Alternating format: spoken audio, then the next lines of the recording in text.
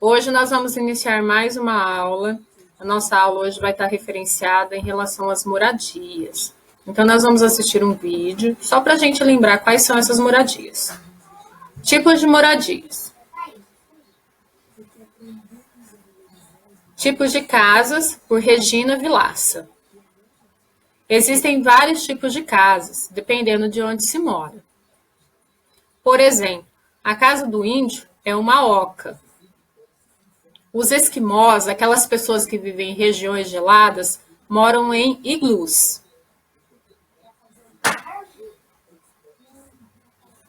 Os reis, rainhas, príncipes e princesas moram em castelos. Os três porquinhos moravam em casinhas de palha, de pau e pedra.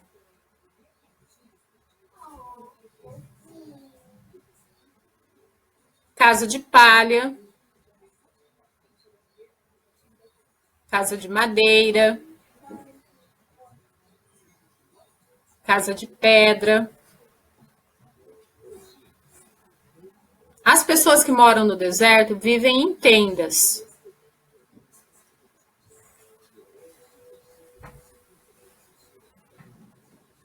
Nós que morávamos na cidade fazemos nossas casas de diferentes maneiras. Elas podem ser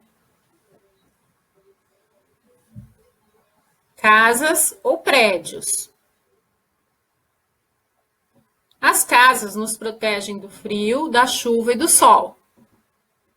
As casas são divididas em cômodos, como sala, quarto, cozinha e banheiro.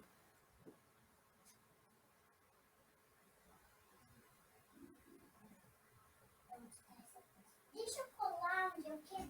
Se você destrói meu coração. Dá.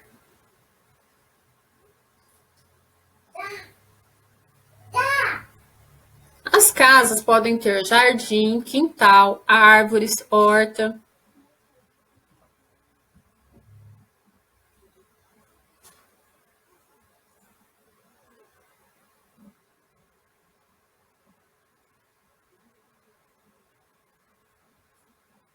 Devemos ter muito carinho por nossa casa e cuidar dela, para que fique sempre limpinha.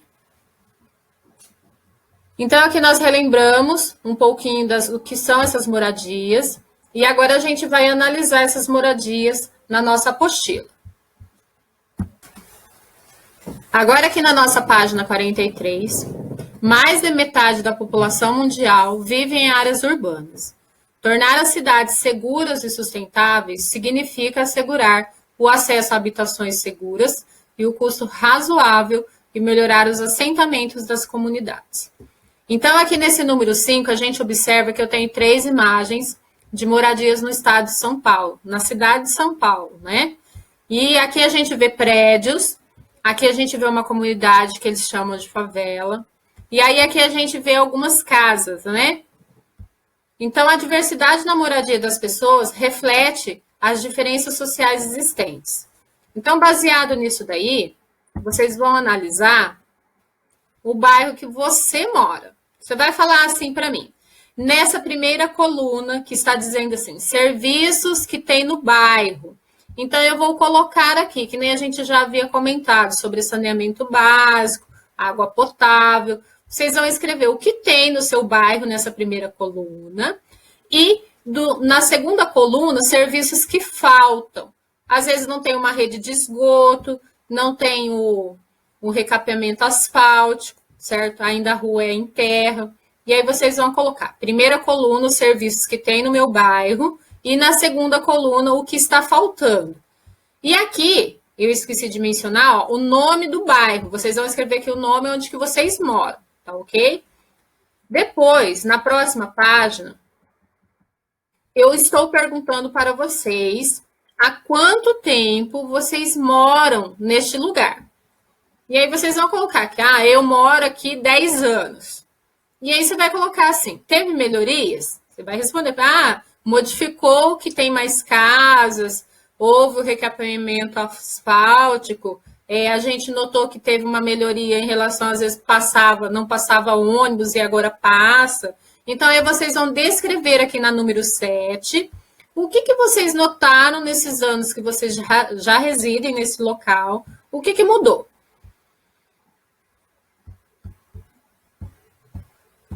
Depois, a gente vai olhar novamente aqui, ó. A professora vai ler, que está escrito aqui nesse retângulo. Ó, empoderar e promover a inclusão social, econômica e política de todos, independente da idade, gênero, deficiência, raça, etnia, origem, religião, condição econômica ou outra. Garantir a igualdade de oportunidades, reduzir as desigualdades de resultados, inclusive por meio da eliminação de leis, políticas e práticas discriminatórias e da promoção de legislação, políticas e ações adequadas a este respeito. Adotar políticas, especialmente fiscal, salarial e de proteção social, é alcançar progressivamente uma maior igualdade. Então, a gente observando essas duas imagens aqui, eu vejo aqui vários prédios, certo? E aí aqui a gente vê um senhor que é catador de recicláveis, né? Então, essas duas imagens da cidade de São Paulo, vocês vão descrever para mim aqui. O que a imagem primeira tem e o que tem na minha segunda imagem. Vou escrever aqui nessas duas linhas. Depois, na letra B, você vai colocar a sua opinião. Por que na cidade tem tanta desigualdade social? Por que uns têm melhores condições de vida e outros já não têm nenhum recurso para sobreviver e vivem na miséria? Então, vocês vão colocar aqui na letra B a opinião de vocês. O que vocês entendem em relação a essa desigualdade social? Depois, na letra C, também vai ser uma opinião de vocês. Como podemos mudar ou minimizar essa situação? O que você acha que poderia estar sendo feito para que essa situação se torne mais acessível para alguns do que para uma minoria? Aí, continuando,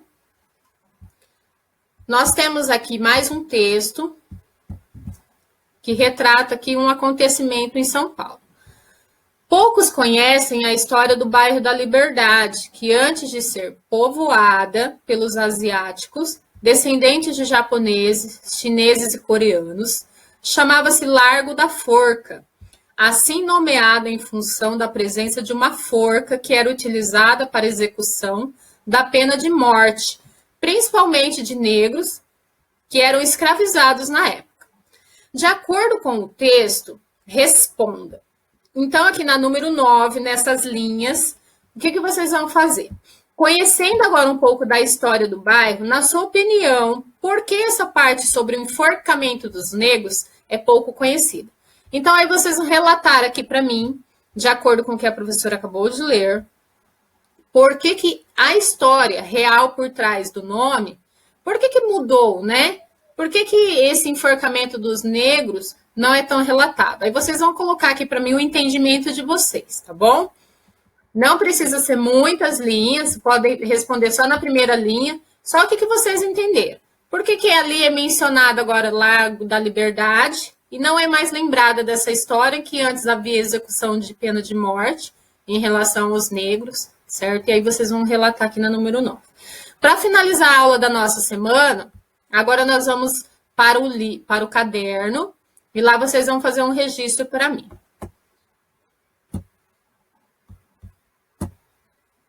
No caderno vocês vão registrar lá, matemática, e vão fazer conforme a gente já vem fazendo. Vocês colocam lá número 1 e põe a resposta, número 2 e põe a resposta.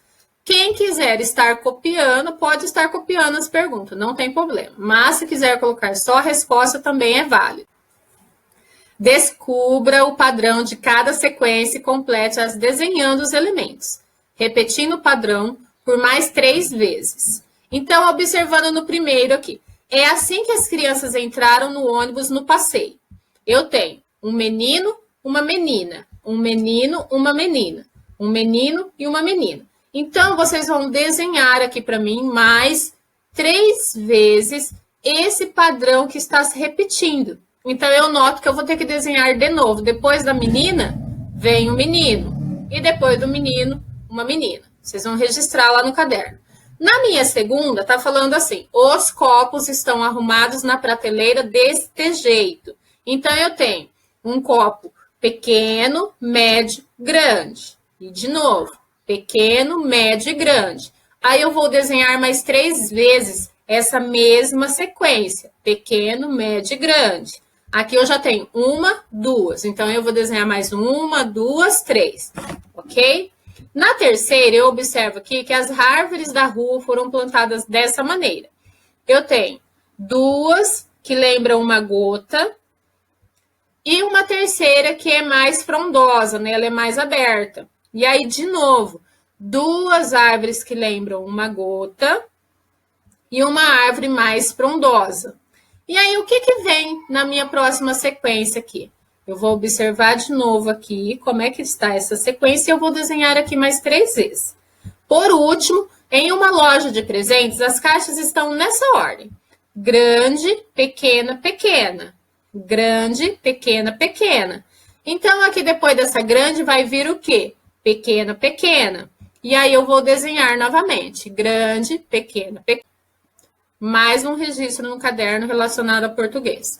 Como a professora notou que nas nossas avaliações vocês tiveram algumas dificuldades, eu vou fazer o registro aqui de algumas palavras com NH, CH e LH.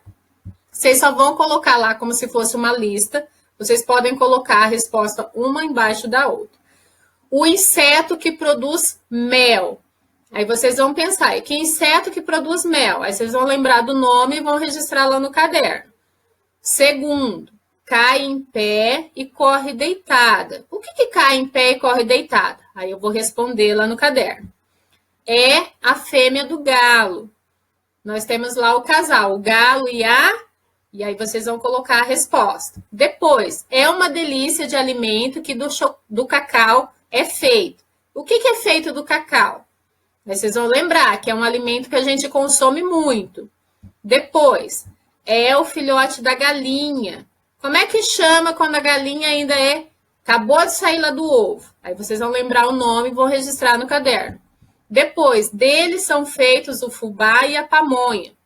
Qual é o nome do ingrediente, né? O alimento que a gente produz o fubá e a pamonha? Aí vocês vão lembrar e vão colocar o nome no caderno. Dizem que ele é o melhor amigo do homem. Quem é o melhor amigo do homem? E aí vocês vão registrar aqui para mim.